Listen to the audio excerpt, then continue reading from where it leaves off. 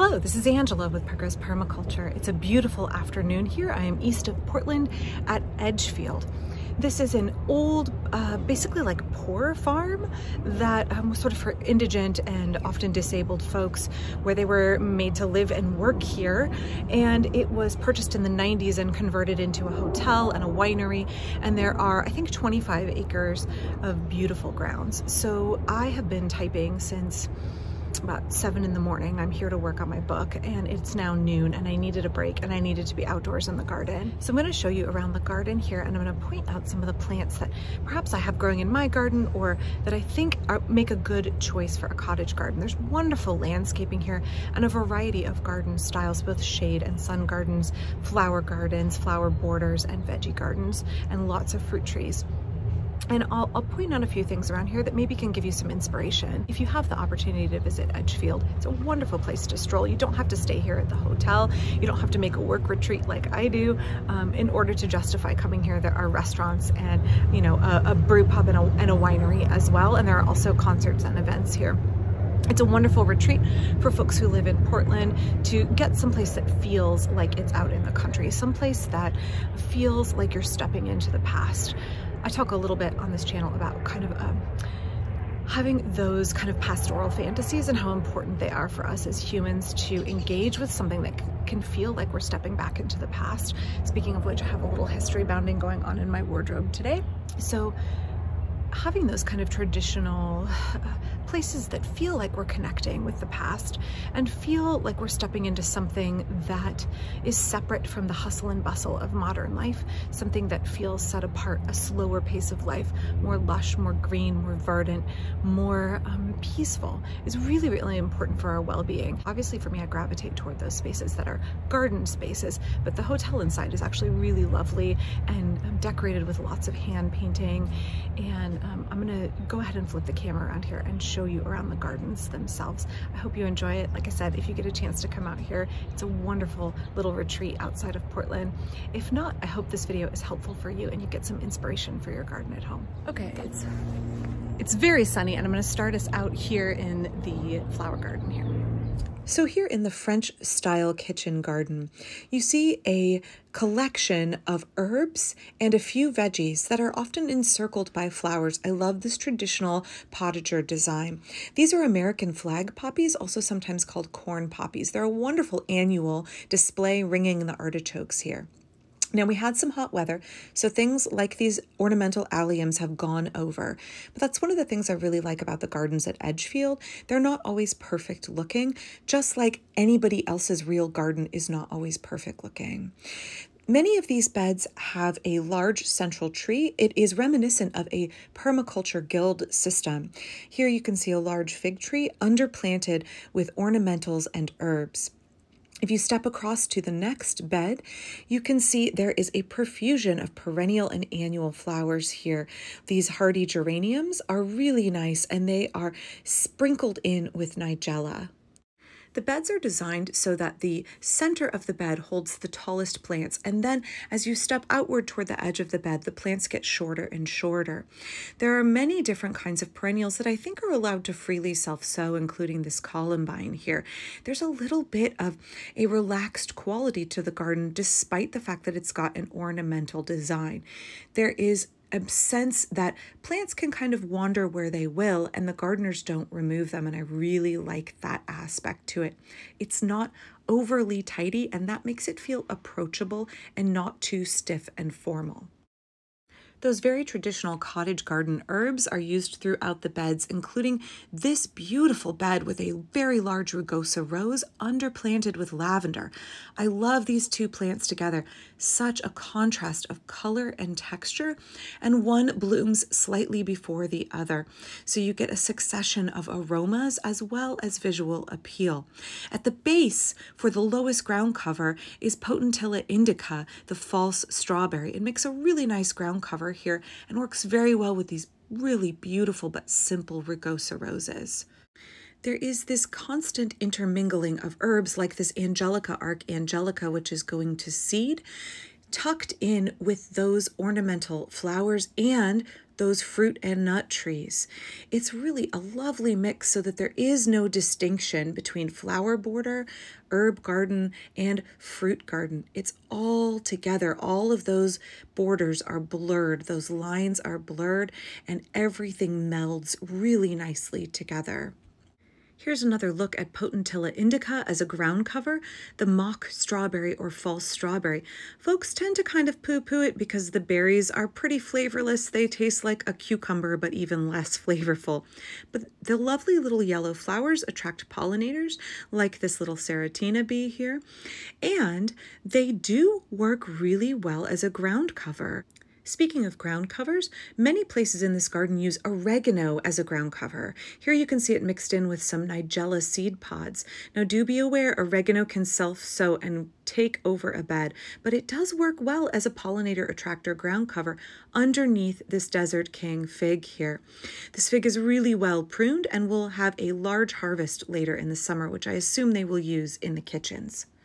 I do appreciate that the paths here are wide and accessible for the visitors, and that along the pathways in that edge effect zone, they allow many of the volunteers to just go ahead and enjoy living there, like this foxglove.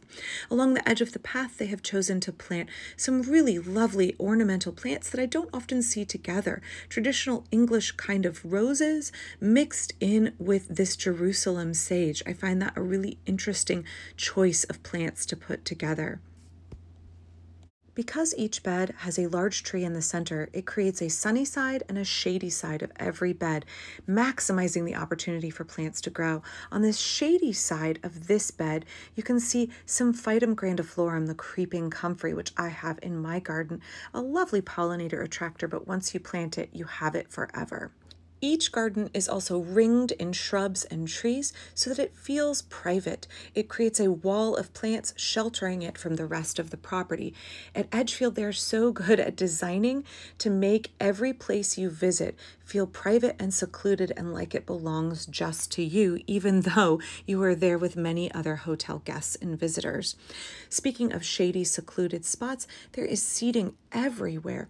You can find a little area to sit and read or just enjoy the birds and the blossoms.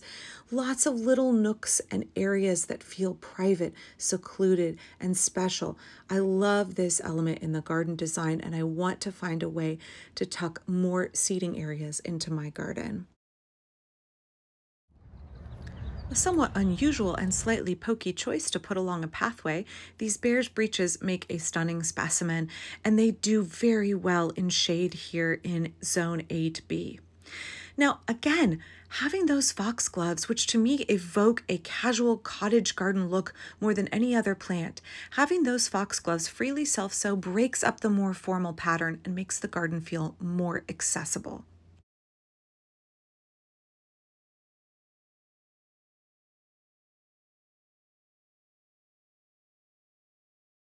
Throughout the garden, you will find some unexpected choices that really enhance the uniqueness of the design. These thistles bring in the pollinators, but their somewhat forbidding, spiky, variegated foliage leaves make a really interesting choice, although I wouldn't want to stumble into them if I'm walking along the path. Again, I think it is because of my love of permaculture design, but I cannot get enough of this garden and how it mixes herbs like this sweet cicely, which is going to seed, with food-producing plants like apples and those ornamental flowers. This garden is so good at combining the ornamental with the edible. Oregon grape here and hollyhock, unusual combinations that work together, but you might not think of putting together on your own.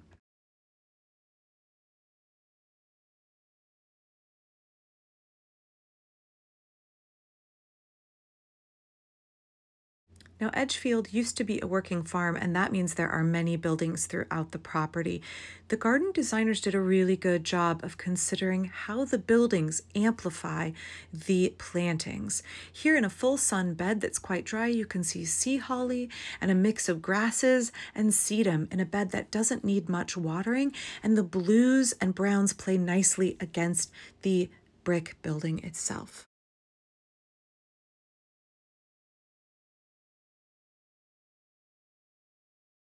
Again, so many places in the garden have that secret garden feel, as if perhaps little treasures were hidden just for you. Amongst formal plantings like dogwood, you'll find gooseberries tucked underneath, just one plant here or there, where you think, oh my goodness, I am the only person who has found this. It makes the garden feel very private and very personal, a really smart design. One takeaway I want to bring back to my garden is that the plant propagation area is actually really carefully organized. It is a beautiful display unto itself. These are where the staff are propagating the plants that will go out in the garden later, but it is still an area that is visually appealing and meant to be enjoyed. Often we tuck our plant propagation areas back out of sight, but here it is worked into the garden design. Even along the roadways, there are gardens that evoke kind of a messy wildflower meadow. California poppies, echinacea, more of those foxgloves, and some larger native shrubs like this ceanothus up ahead. These gardens are a little bit less manicured, a little bit more wild and rambly, and they really work along the roadside. That harsh edge of the road is softened by a messy, undulating display of feverfew, lamb's ear, nigella, all of those easy, low-maintenance flowers. Reusing concrete from the site, the designers here also created Alpine Gardens that have much more of a modern feel to them and contrast nicely with the romantic gardens elsewhere on the property.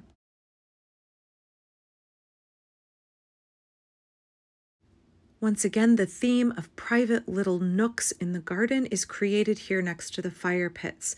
One wall has white climbing roses against it, and in front are potted plants including citrus and only 2 chairs, creating a cozy little private area to enjoy the garden away from real life, away from other guests. The design here continually honors the fact that our gardens are retreats and we should be able to find solace and solitude in them. Bamboo, such as this timber bamboo, can really offer a feeling of serenity, but be aware that running bamboos like this are difficult to control. Even here between a building and the road, you can see the bamboo is trying to escape the beds. It will send rhizomes everywhere and it can damage foundations of buildings. So while you're at someplace like Edgefield, you may get inspiration for your garden. Do your own research, do your own due diligence to see if that is something you really want to bring home to your garden.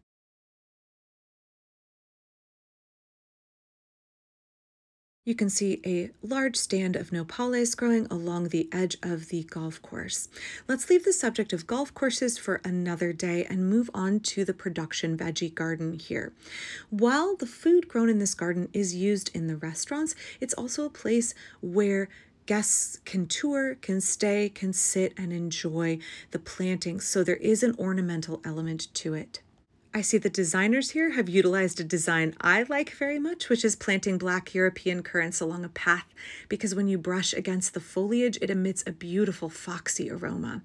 I spent quite a bit of time writing under this grape arbor the other afternoon, a really nice shady area where you can view the goings-on in the vegetable garden. Here we see Verbena Benariensis. Just because it's a vegetable garden, that doesn't mean it is devoid of flowers.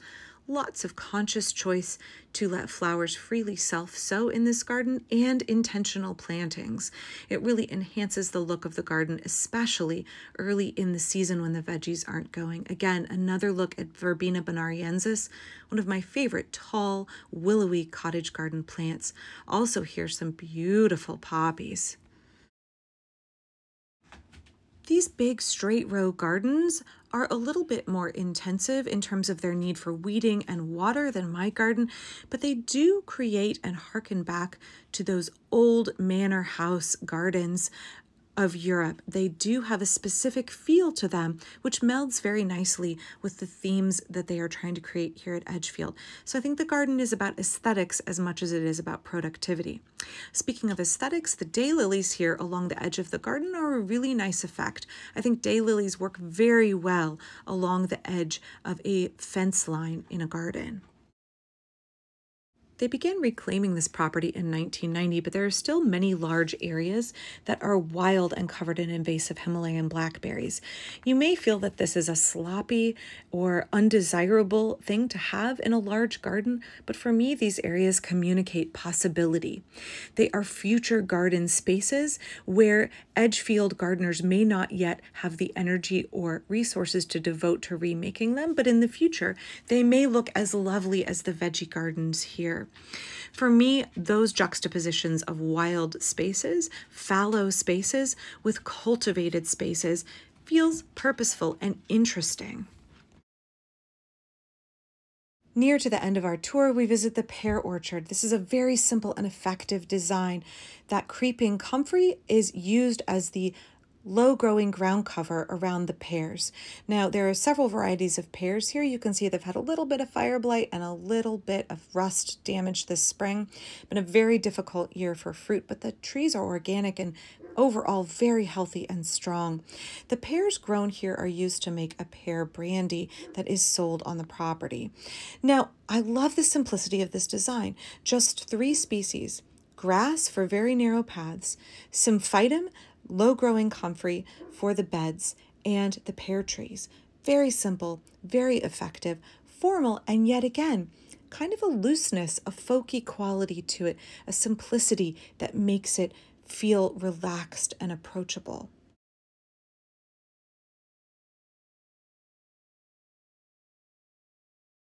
I walked back from the Pear Orchard to the hotel. I stumbled upon this incredibly large medlar tree, Mespelis germanica.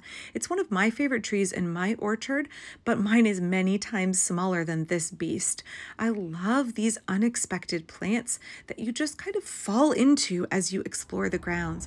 Much like this Carolina allspice bush, this is a straight species while I have 2 cultivars. I didn't expect to find this in this location. Really interesting choices that the designers have made, and they all work really effectively.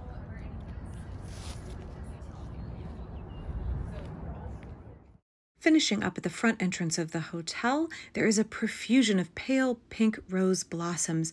Their aroma is intoxicating. I love the softness and romantic quality of the roses, contrasted with the stark brick structure of the former poorhouse, now turned into a hotel. I hope you enjoyed this tour of the Edgefield Garden and you found some inspiration to bring back to your home garden. So thank you for watching today. I am gonna go hide, I think, in the library here. It's a little too sunny to type on my computer outdoors, but I'm gonna go snag my laptop and get back to writing, and I will be back soon for my permaculture garden in Portland, Oregon.